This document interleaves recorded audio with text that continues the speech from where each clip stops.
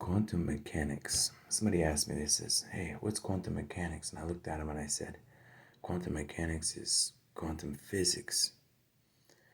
They still couldn't understand the words that I was speaking, so I was like, well, how can I get their ears to understand? And they said, well, they got these people talking about the 4,000, to inherit the earth, but they didn't understand what they were saying. I was like, 4,000 to inherit the earth.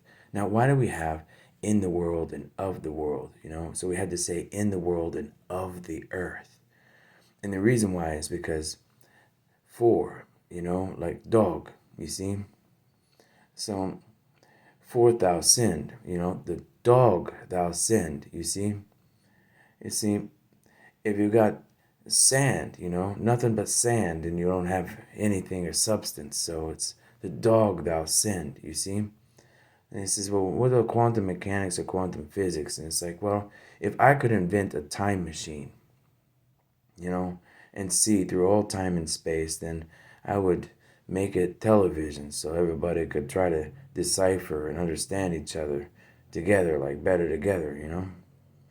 But that time machine is like a quantum leap through time, of all time and space. But if I could get a picture of the past, the future, and in the present standing, then I get a time machine like quantum physics. But the problem was, when those people stepped into that quantum accelerator for questions and answers, the quantum accelerator, they couldn't find their way back out. They got stuck. So we kept putting all these movies together, trying to get away out of that question and answer syndrome. And, they go, well, the question understands angel systems and redemptions. So we have quasar stars. And it's the quiz, the stars, the ones that we're building for the future, the people to be, in the world, of the earth, and for the future.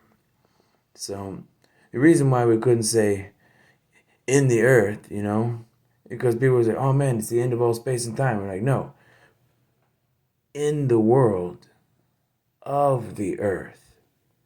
The way a dog thou sinned, doesn't inherit the earth. To inherit the earth means they put all themselves underground because they didn't have enough food or resources or crops or anything to sustain themselves. So into the ground they went.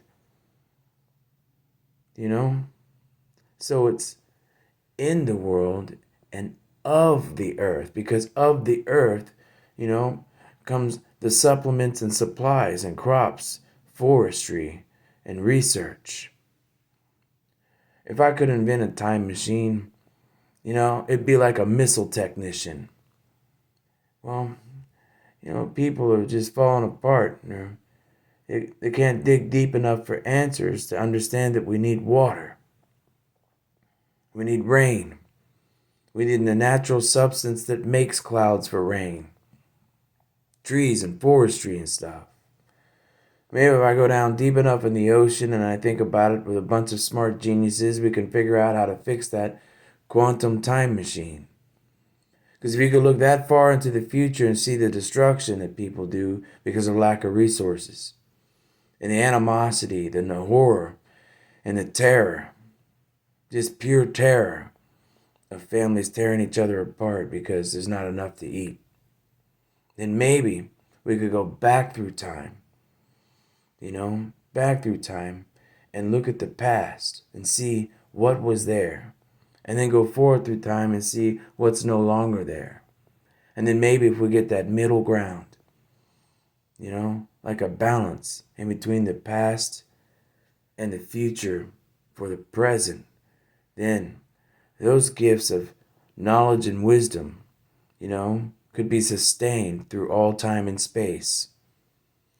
So we prepared for that, and we sent satellites for communication out into space around all those other planets, so that when we build it up enough and we can go explore again, we don't forget A, where we came from, see where we're going through a multiverse of opportunities, and to be all we can be. Now you understand why they said the Navy was air, land, and sea for the army of God, for that angel Air Force and those Marines that protect all those one nation educators, a nation of Christ. And they go, man, that's a nation of nations, like a promise from God for all space and time. The Ronald Reagan Star Wars program, to end the wars, not to begin the wars, and to get peace on earth with those, new man warriors, It's like promises made or promises kept, but sometimes, man, you gotta start something crazy, like I'm about to do. You know, I got these 2 rings, and I got these other rings, I got a surprise, but, I just use these for an example. I got some reels coming, but I'm like, man, I'm gonna mail these. I don't know where I'm gonna mail them to. Maybe I'll mail this one to one person, and I'll mail this one to another person. Or maybe I'll put them in one envelope and be like, whew, the wedding challenge, Or I could put one in one envelope and send it someplace, and one in the another envelope and make a United States Postal Service challenge. So the United States Postal Service says, man, he sent that one ring to that one place and one ring to that other place. Just at random. I wonder if they meet each other one day. Whew, like a wedding challenge. I mean, you have no idea the creativity that you can have if you just utilize, that poem I wrote when I was in middle school by choice. It's like, you can't go to public school, you're too smart for that. I'm like, yes, I can. And I went to this young woman's classes, Miss Lawson, and I said, I wrote this poem and I said, who guides us in the future? And I was like, well, we gotta have teachers, and that begins with love, an acronym for the love of valuable education that comes from God. The public school system and the ministers of the church.